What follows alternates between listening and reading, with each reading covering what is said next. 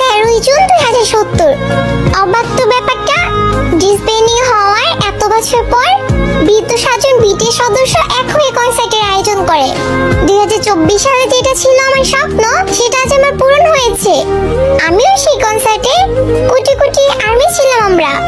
এখন মাত্র কিছু সংখ্যক আর্মি, সবার বয়সে 40 থেকে 50 প্লাস হবে। কিছুক্ষণ পর সাতরাজা আসে, তাদের সাথে কিছু ছেলেও আসে। তারা দেখতে হুবহু আমাদের সাতরাজার মতো।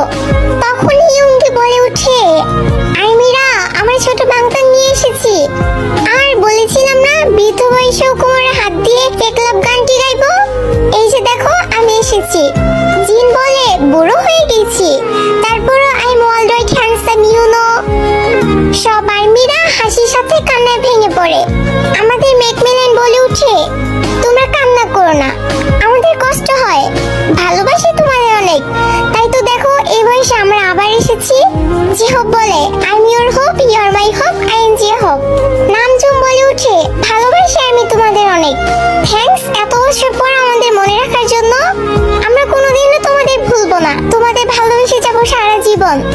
আর্মি এন্ড বিটিএস এর সম্পর্ক সারা জীবন থেকে যাবে, কখনো এই বন্ধন ভাঙবে না। তারপর তারা একে একে অনেকগুলো গান গায়, সেই মনে করিয়ে দেয় পুরোনো দিনগুলোর কথা। এখন তাদের বিদায়ের পালা। কনসার্টের শেষের সময় সাতরাজা আমাদের কাছ থেকে বিদায় নিয়ে তাদের জীবন সঙ্গীদের কাছে চলে যায়। পিছন থেকে দেখছিলাম আর খুব হিংসা হচ্ছিল।